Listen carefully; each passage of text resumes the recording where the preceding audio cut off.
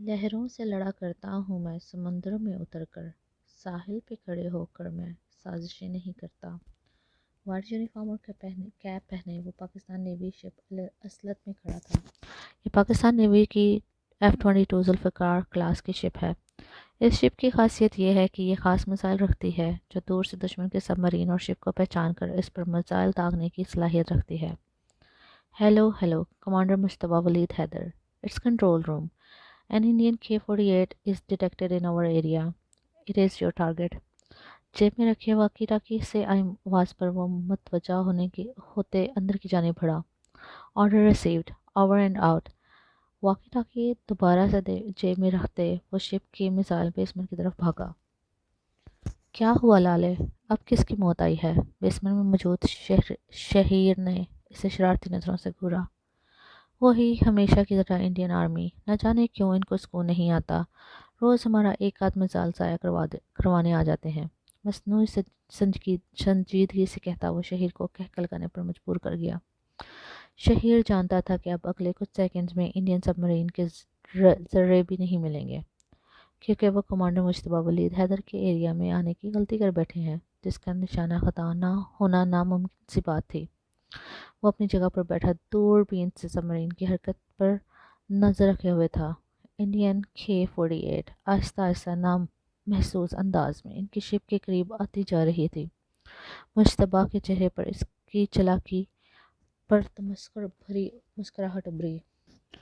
اس نے 5 تک گن کر میزائل کا رخ سب مرین کی طرف آتے میزائل پر شوٹ کیا۔ انہیں ایک دم جھٹکا لگا تھا، جس کے بعد ہر طرف سکوت چھا گیا۔ اس نے دوربین میں دیکھا تو اب وہاں صرف پانی میں صرف ذرات دکھائی دے رہے تھے۔ سر، اس بیچارے کو تو جانے دیتے، ابھی غریب نے کیا ہی کیا تھا۔ 3 منٹ میں ایک دھماکے کے ساتھ انڈین سب مرین تباہ ہوئی تو شہیر شرارت سے بولا، یار جانے تو میں دیتا مگر میرا ریکارڈ ٹوٹ جاتا نا۔ مجھے ابھی ورلڈ ریکارڈ بنانا ہے میزائل اٹیکس کا۔ شہیر کے سر سے ٹوپی اتارتے وہ بھی شرارت سے بولا، یار مجتبیٰ نہ کیا کر۔ شہیر کو سخت چڑ تھی اس طرح کیب اتارنے سے، تبھی تب کر بولا، شرم کرو، سینئر کو اس طرح بلاتے ہیں؟ مجتبیٰ نے اسے آنکھیں دکھائیں مگر وہ جانتا تھا یہ محض ڈرامہ ہے، ورنہ ان دونوں کی دوستی مثالی تھی۔ گھر کب جا رہا ہے تو؟ شہیر نے اس کی بات کو فاہ میں اڑاتے پوچھا۔ نیکسٹ ویک ماموں کی برسی ہے تبھی جاؤں گا۔ اچانک اس کا لہجہ سنجیدہ ہو گیا تھا۔ زین کیسا ہے؟ مطلب پہلے سے کوئی امپورٹنٹ ہوئی یا نہیں؟ زین کیسا ہے؟ مطلب پہلے سے کوئی امپرومنٹ ہوئی یا نہیں؟ شہیر اور وہ دونوں ایک دوسرے کی زندگی کے ہر راز سے واقف تھے۔ اس کی حالت بھی ابھی بھی ویسی ہی ہے۔ اینی مام اور ماما بابا ہر اسے سمجھا کر تھک چکے ہیں، مگر وہ کچھ سمجھنا ہی نہیں چاہتا۔ مجتبیٰ نے گہرا سانس بھرا۔ یہ ان کی زندگی کا ایک تاریک پہلو تھا جسے وہ چاہ کر بھی اپنی زندگی سے کھرچ نہیں سکتے تھے۔ جہاں زندگی حسین یادیں دیتی ہے، وہیں کبھی کبھار اتنی بے رحم ہو جاتی ہے کہ انسان چاہ کر بھی یونیفارم پہنے، آنکھوں پر سن گلاسز لگائے، 6 فٹ سے نکلتا قد، براؤن ہلکی شیپ، براؤن بال اور آنکھوں کے ساتھ کھڑی مغرون ناک اور تیکھے نکوش والا وہ شہزادہ اپنے سامنے کھڑے ایئر کرافٹ مین سے بولا، جی سر۔ ایئر کرافٹ مین نے سیدھا ہوتے اسے سلوٹ کرتے پوچھا، ایویشن کیڈٹ حریم آباد کو میرے آفس میں بھیجیں پلیز۔ وہ فائل کی طرف دیکھتا نرمی سے بولا۔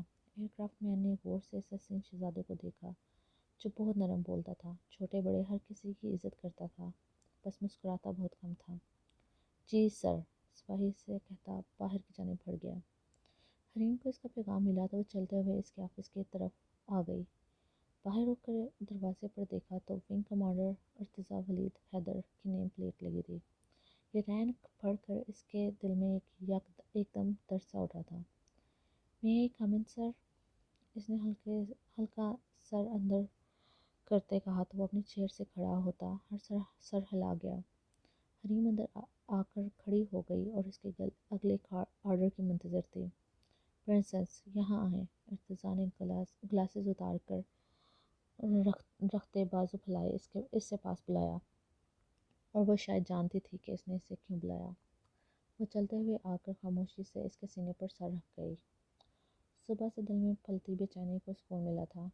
کب سے روکے ہوئے آنسو جاری ہو چکے تھے۔ ارتضیٰ کچھ بھی بولے بغیر اس کی کمر سے ہلا رہا تھا۔ وہ ہر سال آج کے دن یوں ہی کرتا تھا۔ اسے کوئی تسلی، کوئی دلاسا نہیں دیتا تھا۔ خاموشی سے اس کا سر اپنے سینے سے لگا کر اس کا سارا درد خود میں اتار لیتا تھا۔ عجیب سا رشتہ تھا ان کا۔ انہیں کبھی کچھ بولنا نہیں پڑتا تھا، سامنے والا خود ہی سمجھ جاتا تھا۔ "Are you okay, princess?" جب رو کر دل کا بوجھ ہلکا ہوا تو وہ خود ہی پیچھے ہٹی۔ ارتضیٰ نے اس کا آنسوؤں سے تر چہرہ ہاتھوں میں تھام کر اس کے آنسو صاف کرتے پوچھا۔ I'm okay۔ زبردستی مسکراہٹ ہونٹوں پر سجا کر بولی جانتی تھی کہ وہ ایسے ہی اس کے لیے پریشان رہے گا۔ جب بھی دل اداس اور پریشان ہو تو آپ کو پتہ ہے نا آپ کو کیا کرنا ہے۔ انگوٹھے کی مدد سے اس کے گال سے لہتے پہنچا، جس پر اس نے سر استباط میں ہلایا۔ آپ کے پاس آنا ہے۔ بالکل میرے پاس آنا ہے۔ اپنا ہر دکھ، ہر درد مجھے دے دینا ہے، اور یہ پیارے سے چہرے پر صرف مسکراہٹ رکھنی ہے، اوکے؟ بار بار کی سمجھائی بات وہ ایک بار پھر اسے سمجھا رہا تھا۔ حریم نے اس بات میں سر ہلایا۔ That's like my princess۔ اس کے ماتھے پہ بوسہ دیتے اس کے سر کو تھپتھپایا۔ حریم نے سامنے کھڑے اپنے پیارے سے شوہر کو دیکھا، جو اللہ کی طرح اس طرح سے اسے دیا جانے والا بہت پیارا تحفہ تھا۔ اگر وہ یہ چیز لیتا ہے تو اس کے بدلے میں بہت قیمتی چیز دے بھی دیتا ہے۔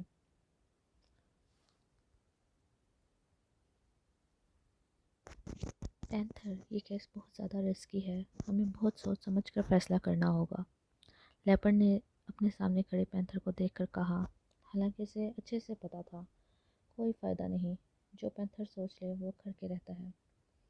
میں فیصلہ کر چکا ہوں، میں انڈیا جاؤں گا، مجھے کوئی روک نہیں سکتا۔ اس بار ان کے ساتھ کوئی بہت اہم انسان جڑا ہے جو ہمیں اندر سے کھوکھلا کرنا چاہتا ہے، ہمیں کسی بھی قیمت پر انہیں روکنا ہوگا۔ پینتھر کی پرسوچ نظریں سامنے بورڈ پر ٹکی تھیں۔ کچھ ہی دیر پہلے ISI کے ہیڈ نے انہیں اہم مشن دیا تھا، جن میں انہیں انڈیا جانا تھا، کیونکہ اس بار پاکستان آرمی میں سے کوئی بہت اہم انسان یا شاید ان کا کوئی فیملی ممبر را کے ساتھ مل کر پاکستان کو نقصان پہنچانے والا تھا، اور یہ مشن ان دونوں کو ملا تھا۔ لیپرڈ نے سر سے 2 دن سوچنے کا وقت مانگا، جبکہ پینتھر اسی وقت اقرار کر گیا۔ وہ دونوں اس وقت میٹنگ روم میں ہی تھے جب باقی سب جا چکے تھے۔ کیا سوچا ہے تم نے، نیکسٹ اسٹیپ کیا ہوگا؟ لیپرڈ نے اس کی پرسوچ نظریں دیکھیں تو وہ سمجھ گیا کہ وہ بہت کچھ سوچ چکا ہے۔ میں انڈیا جاؤں گا اور را میں شامل ہو جاؤں گا، جبکہ تم یہیں رہ کر مشغول لوگوں پر نظر رکھو گے۔ پینتھر نے اس کی طرف دیکھا۔ لیپرڈ جانتا تھا وہ خود ہی خطرے میں کودے گا، مگر وہ ہرگز بھی اسے اکیلے انڈیا جانے نہیں دینے والا تھا۔ مگر فی الحال اس کے سامنے سر اس بات میں ہلا گیا۔ تو کام کس دن سے شروع کرنا ہے؟ لیپرڈ نے کچھ توقف کے بعد پوچھا۔ میں فی الحال گھر جا رہا ہوں، 1 ہفتے بعد ہم اپنے مشن پر کام شروع کریں گے، تب تک میں گھر کا چکر لگا لوں گا، سنجیدہ انداز میں وہ کہتے وہ باہر کی جانب بڑھ گیا۔ لیپرڈ بھی فائلز وغیرہ سمیٹ کر محفوظ کرتے اس کے پیچھے ہی باہر نکل گیا۔ یہ تھے مارخور، پاکستان کے دفاع کی آخری لکیر، دنیا کی نمبر 1 ایجنسی کے شیر، پاکستان کی بہادر ماؤں کے سپوت، جو دشمن کو ان کی اوقات میں رکھنا خوب جانتے ہیں۔ سویرا اور ولید صبح ہی ابراہیم والا آ گئے تھے۔ انہوں نے زندگی کے کئی سال ایک دوسرے کی سنگت میں گزار دیے تھے، جہاں خوشیاں بھی تھیں، درد بھی، اور سب سے بڑا دکھ تھا عباد کی جدائی کا۔ 18 سال پہلے ایک انڈین حملے کے دوران عباد کے پلین کے انجن خراب ہونے کی وجہ سے اس کا پلین کریش ہو گیا۔ اس وقت زین 9 سال کا تھا، جبکہ حریم محض 4.5 سال کی تھی۔ عائشہ پر تو گویا قیامت ٹوٹ پڑی تھی، بھری جوانی میں بے بکی کی چادر اوڑھ گئی تھی، مگر اسے جینا تھا اپنے بچوں کی خاطر۔ اس نے زین اور حریم کی خاطر اپنا ہر دکھ چھپا لیا تھا۔ ویسے بھی یہ پاکستانی فوجیوں کی بیویاں بھی عجیب ہوتی ہیں، اپنے شوہروں کو وطن پر قربان کر کے بیٹوں کو بھی انہی کے نقش قدم پر چلاتی ہیں۔ مگر زین جو اس وقت وقت کے اس حصے میں تھا جہاں ہر بری یاد ذہن کے پردے پر نقش ہو جاتی ہے۔ وہ چاہ کر بھی اپنے باپ کی موت کو قبول نہیں کر پا رہا تھا۔ حریم چھوٹی تھی، اسے سب نے مل کر سنبھال لیا، خاص کر ارتضیٰ نے، مگر زین پر کسی کے سمجھانے کا کوئی فائدہ نہیں ہوا تھا۔ عجیب سرد مزاج بن گیا تھا، سارا دن اپنے آوارہ دوستوں کے ساتھ پھرتا رہتا تھا، اگر کوئی کچھ کہتا تو جھگڑنے لگتا۔ عائشہ نے اس کے حال پر چھوڑ دیا تھا۔ سب لوگ لاؤنج میں جمع تھے، سارا بیگم، زینب بیگم، سویرا، عائشہ اور پرنیا۔ حیدر صاحب ابراہیم صاحب کے ساتھ اسٹڈی میں تھے، جبکہ ولید کسی کام سے باہر گیا تھا۔ ٹی وی پر کوئی ڈاکیومنٹری لگی تھی، اس میں آرمی کے شہداء کے گھر والوں کو خراج تحسین پیش کیا جا رہا تھا۔ وہ لوگ پورے انہماک سے ٹی وی کی طرف دیکھ رہے تھے۔ اچانک ایک دھماکے کے ساتھ ٹی وی کی اسکرین چکنا چور ہو گئی۔ سب نے بے ساختہ منہ پر ہاتھ رکھ کر اپنی چیخوں کو روکا تھا اور پیچھے کی طرف دیکھا۔ ذہن سرخ آنکھوں کے ساتھ سامنے دیکھ رہا تھا۔ اس نے گلدان اٹھا کر ٹی وی میں مارا تھا۔ وہ سب لوگ اپنی جگہ سے اٹھ کھڑی ہوئیں۔ یہ کیا بدتمیزی ہے زین، عائشہ نے غصے سے زین کو ڈپٹا تھا۔ میں کتنی بار کہہ چکا ہوں کہ مجھے اس گھر میں یہ ڈھکوسلے بازی نظر نہیں آنی چاہیے، تو پھر کیوں دیکھ رہی تھیں آپ سب یہ؟ یوں ان لوگوں کو بلا کر دو لفظ ہمدردی کے بول کر یہ لوگ کیا سمجھتے ہیں یہ ان کے نقصان کو برا کر سکتے ہیں؟ ڈرامے بازی، تنفر سے کہتا وہ لمبے ڈگ بھرتا اپنے کمرے میں چلا گیا۔ میں کیا کروں جانی، یہ لڑکا کیوں مجھے تکلیف سے دوچار کرتا ہے؟ اس کا باپ وطن کے عشق میں فنا ہو گیا ہے اور یہ فوج سے اتنی نفرت کرتا ہے کہ ان کا نام سننا تک پسند نہیں کرتا۔ عائشہ روتے ہوئے صوفے پر بیٹھ گئی۔ عائشی، پلیز سنبھالو خود کو۔ پرنیا بیٹی، جاؤ زین کو دیکھو۔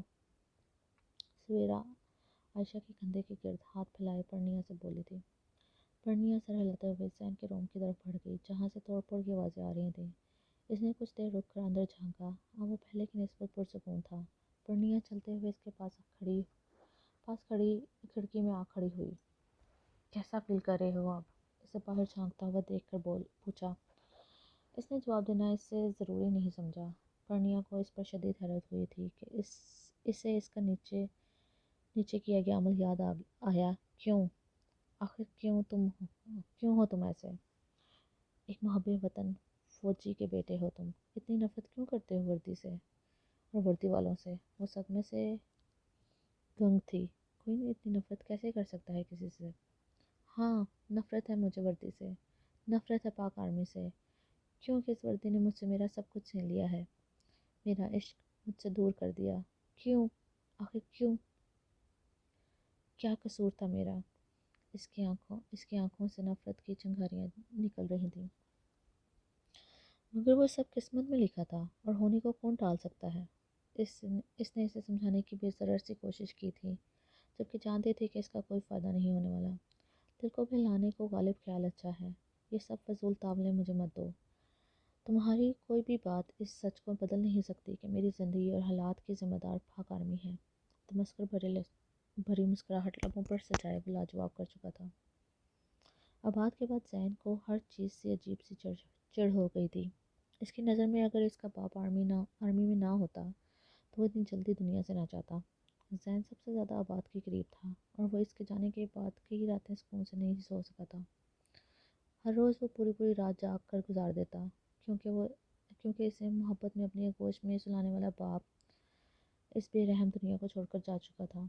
پرنیا جس طرح آئی تھی ویسے ہی واپس چلی گئی۔ شاہ زیب رات کے 2 بجے باہر لان میں چہل قدمی کر رہا تھا جب داہیم کی گاڑی گیٹ پر آ کر رکی۔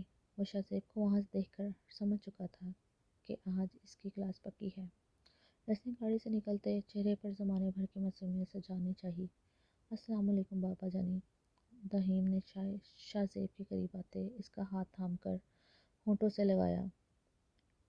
یہ ان کا انداز تھا باپ سے محبت جتانے کا۔ وعلیکم السلام صاحبزادے، کہاں سے آ رہے ہیں رات کے اس وقت؟ شاہ زیب اس کے چہرے پر چھائی مصنوعی معصومیت کو دیکھتے تیکھے انداز میں بولا تھا۔ بابا، وہ دراصل میں دوستوں کے ساتھ چلا گیا تھا۔ وہ ان کے سوال کے لیے تیار نہیں تھا، تبھی تک گڑبڑ آ گیا۔ اپنی حرکتوں سے باز آ جائیں دہیم خانزادہ، یہ آپ کی آوارہ گردیاں روز بروز بڑھتی جا رہی ہیں۔ حسان کو دیکھیں، ماشاءاللہ ایک نام بنا لیا ہے اس نے پولیس فورس میں، جبکہ آپ دونوں کی عمر میں کوئی خاص فرق نہیں ہے، اور ایک آپ ہیں جنہیں کوئی فکر ہی نہیں۔ شاہ زیب نے ہمیشہ کی طرح اسے حسان سے ملایا۔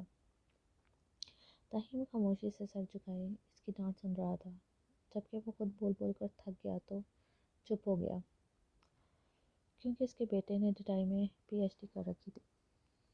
جائیں اب روم میں، اور دوبارہ آپ کو لیٹ نائٹ آوارہ گردی کرتے نہ دیکھوں۔ شاہ زیب نے اس کے تھکے چہرے پر نظر ڈالتے کہا۔ جی بابا، دائم احترام سے کہتا اپنے روم کی طرف بڑھ گیا۔ بہرام جو اپنی بالکنی میں کھڑا یہ سب دیکھ رہا تھا، نفی میں سر ہلایا۔ جب تک دائم گھر نہیں آ جاتا بہرام کو نیند ہی کہاں آتی ہے۔ دائم کمرے میں داخل ہونے لگا تو سامنے والے کمرے کا دروازہ کھلنے کی ہلکی سی آواز آئی۔ وہ سمجھ گیا بہرام آج بھی اس کے انتظار میں جاگ رہا ہے۔ وہ اپنے کمرے میں جانے کے بجائے وہیں رک گیا۔ یار لالا، آپ سو کیوں نہیں چاہتے؟ میرا انتظار کرنا ضروری ہے۔ وہ بھائی کی محبت پر کبھی کبھی حیران ہو جاتا تھا۔ اس کے لیے اب شاہ زیب کے بعد اگر کسی کو ماں باپ کا درجہ ملتا تو وہ بہرام ہوتا۔ آپ کو پتہ ہے نا دائی، جب تک آپ گھر نہیں پہنچتے ہمیں سکون نہیں ملتا۔ پھر آپ یہ سب آوارہ گردیاں بند کیوں نہیں کر دیتے؟ بہرام پیچھے ہاتھ باندھے سنجیدگی سے بولا۔ لالا پلیز یار، یہی تو عمر ہے گھومنے پھرنے کی، پھر تو ذمہ داریاں ہی نبھانی ہیں، آپ کی طرح بیگم کے نخرے ہی اٹھانے ہیں۔ ویسے بیگم سے یاد آیا، میری بھابھی ماں کیسی ہیں؟ شرارت سے کہتے اس نے بہرام کا دھیان بھٹکانا چاہا جس میں وہ کامیاب رہا تھا۔ بہرام کی آنکھوں میں چھن سے حسال کا حسین چہرہ نظر آیا تھا۔ نازک سی کانچ کی وہ گڑیا جان تھی، مگر وہ اپنی سنجیدہ طبیعت کے باعث کبھی کھل کر اس سے اظہار نہیں کر سکا تھا۔ دائم ہر وقت بھابھی ماں کرتے کرتے اسے چڑھاتا رہتا تھا۔ مجھے کیا پتا تمہاری بھابھی ماں ہے، تمہیں پتا ہو۔ دائم کے سامنے زیادہ دیر خیالوں میں کھویا رہنے کا مطلب تھا اپنی شامت کو آواز دینا، اس لیے اس نے جلدی سے اس پر بات ڈال دی تھی۔ جی بھابھی ماں تو میری ہیں، مگر جانم تو آپ کی ہے نا؟ شرارت سے اپنے روم کی طرف بڑھتے کہا۔ اگر وہ بہرام کی گرفت میں آ جاتا تو بہرام نے اسے چھوڑنا نہیں تھا۔ دائم آپ کب سدھریں گے؟ بہرام نے نفی میں سر ہلاتے پوچھا۔ جب آپ کے کیوٹ سے بچے مجھے چاچو بلائیں گے تب۔ اس سے پہلے بہرام اسے پکڑتا وہ جلدی سے روم میں گھستا، روم لا کر چکا تھا۔ بہرام سر جھٹک کر اپنے روم میں چلا گیا۔ دائم خان زیادہ لاعلاج ہے۔ اگلے دن صبح وہ سب لوگ ناشتے کی ٹیبل پر جمع تھے۔ آپ کچن میں ان کے لیے ناشتہ بنا رہی تھی۔ گزرے سالوں میں ان کی زندگیوں میں بہت کچھ بدلا تھا۔ پلوشہ بیگم، ماہپری بیگم اور رانیہ بیگم کچھ سالوں کے وقفے سے خالق حقیقی سے جا ملی تھیں۔ زین کا ٹرانسفر اسلام آباد ہو جانے کی وجہ سے وہ سب لوگ اپنی آبائی حویلی کو چھوڑ کر یہاں شفٹ ہو گئے تھے۔ شاہ زیب بھی بزنس کی وجہ سے اسلام آباد کا ہو کر رہ گیا۔ مشرق اور دلکش دونوں پیار محبت سے ایک دوسرے کے ساتھ رہ رہی تھیں، تو وہیں آپ اور شاہ زیب بھی اپنی زندگی میں خوش و خرم تھے۔ ان کی زندگی میں ایک اور خوبصورت اضافہ آذین کی صورت میں ہوا تھا۔ ہری آنکھوں والی آذین میں پورے خاندان کی جان تھی۔ حسال کے بعد وہ ان سب میں دوسری لڑکی تھی جو باپ اور بھائیوں کے بعد شاہزر اور ذیشان کی بھی جان تھی۔ وہ رگی جان تھیں حسان کی۔ انہوں نے حسال کا بہرام اور حسان کا آذین کے ساتھ سے نکاح 2 سال پہلے آذین کے 16 سال کے ہوتے ہی کر دیا تھا۔ حسان کے لیے سویٹی ہی سب کچھ تھی، تو سویٹی کے لیے اس کا خاکان۔ دائم آج آپ ہمارے ساتھ ایک دوست کے گھر چل رہے ہیں، شاہ زیب نے جوس پیتے دائم کو دیکھ کر کہا۔ جی بابا، انہوں نے اپنے باپ کی بات کو پر کیوں کب کیسے کرنا سیکھا ہی نہیں تھا۔ جو شاہ زیب نے کہہ دیا ان کے لیے حرف آخر تھا۔ ہاں مگر یہ شک سویٹی پر لاگو نہیں لاگو نہیں ہوتی تھی، کیونکہ وہ وہی کرتی تھی جو چاہتے تھے، اور ہر کوئی اس کی بات پر لبیک کہتا تھا۔ ماما سویری کہاں ہے؟ بہرام نے آزین کی غیر موجودگی محسوس کرتے آپ پوچھا تھا۔ وہیں جہاں وہ ہر بار آپ کے بابا کی بات نہ ماننے پر ہوتی ہیں، آپ نے منہ بسور کر کہا تھا۔ آج بھی ویسی ہی معصوم سادہ سی، اور یہی معصومیت شہزیب کو اس کا دیوانہ بناتی تھی۔ ڈونٹ ٹیل می ماما بابا نے پھر اس کی بات سے انکار کیا؟ وہ گئی ہے اپنے خان کے پاس؟ طاہر نے ہنستے ہوئے پوچھا۔ ان کی بہن کا سارا زور اپنے خان پر ہی تو چلتا تھا۔ جی وہیں گئی ہیں، اب شام سے پہلے واپس نہیں آئیں گی، اور نہ ہی اس کے پھپھو اسے آنے دیں گے۔ اب آپ نے اسی انداز میں بتایا اسے ان سب کا آذین کو اس طرح سر چڑھانا پسند نہیں تھا۔ اس کے نزدیک انہوں نے بہت زیادہ خود سر اور ضدی بنا دیا تھا، مگر اس کے اعتراض پر سب کہتے تھے اس کا خاقان ہے نا اس کی ضد کو پوری کرنے کے لیے۔ کیا ہوا سویٹی، یار کچھ تو بتاؤ۔ حسال کب سے اس سے پوچھ رہی تھی، مگر اس کی ایک ہی ضد تھی کہ میں خان کو ہی بتاؤں گی، جو آج جلدی کام پر چلا گیا تھا۔ ذیشان، شاہزر، مشک، دلکش سب نے باری باری اسے پوچھا تھا، مگر کسی کو کچھ بتانے کے لیے تیار ہی نہیں تھی۔ دیدا یار نہیں نا، میں خان کو ہی بتاؤں گی، اپنی پونی ٹیل ہلاتے ہوئے معصومیت سے بولا تھا۔ اس کی یہی معصوم صورت سب کو پیار کرنے پر مجبور کر دیتی تھی۔ اوکے مت بتاؤ، چلو آؤ کچن میں چلتے ہیں، مگر میں تمہارے لیے فرائز بناتی ہوں۔ ٹھیک ہے۔ حسال کو جب لگا کہ وہ نہیں بتائے گی تو وہ بات بدل گئی۔ وہ دونوں کچن میں آ گئیں۔ آذین اس کے پاس بیٹھی اس سارے زمانے کی بات سنا رہی تھی، جبکہ حسال مسکرا کر اسے سنتی اس کے لیے فرائز اور نگرس بنا رہی تھی۔ دلکش اور مشک دونوں باہر لانچ میں بیٹھی تھیں، جبکہ شاہزر اور ذیشان اپنے کام پر جا چکے تھے۔ ذیشان اس وقت کمشنر کی پوسٹ پر تھا۔ جب وہ شام تک ان کے ساتھ لانچ میں رہ کر اس کا انتظار کر رہی تھی، مگر جب وہ 8 بجے تک بھی نہیں آیا تو اٹھ کر اس کے روم میں چلی گئی۔ اس کا وارڈروب کھولتے ہی اس میں سے ایک فیورٹ ٹی شرٹ اور ٹراؤزر نکال کر پہن لیا۔ اسے اپنے خان کی خوشبو بہت پسند تھی۔ صوفے پر بیٹھی میگزین الٹ پلٹ کرنے لگی، پھر نہ جانے کب وہیں بیٹھے بیٹھے نیند کی آغوش میں چلی گئی۔ اس نے کمرے میں آتے اپنی کیپ اتار کر ٹیبل پر رکھی۔ کمرے میں اپنے علاوہ کسی اور کی بھی خوشبو محسوس ہوئی تھی، اور وہ خوشبو تو اس کے نس نس میں بسی تھی۔ اس کی رگ جاں کی خوشبو۔ وہ جھٹکے سے مڑا اور وہیں پیچھے موجود صوفے پر لیٹی تھی۔ ایک ہاتھ ڈھل کر نیچے لٹک رہا تھا، جبکہ وہ خود بے ترتیب سے صوفے کی پٹی پر سر رکھے سو رہی تھی۔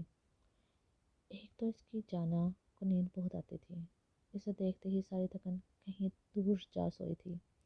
بلیک یونیفارم میں ملبوس نیلی آنکھوں والا شہزادہ یک ٹک اپنی زندگی کو دیکھتا اس کے پاس چلا گیا۔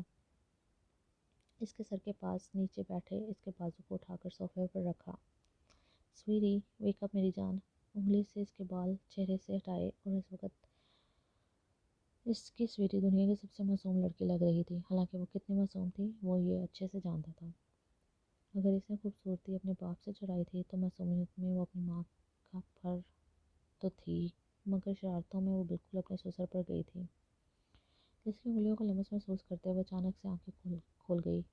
ہری آنکھوں میں کچی نیند کا خمار تھا، جن میں سرخ ڈورے تیرتے مقابل کا ضبط آزما رہے تھے۔ خان آپ آ گئے۔ وہ خوبصورت مسکراہٹ لبوں پر سجائے سیدھی ہوئی۔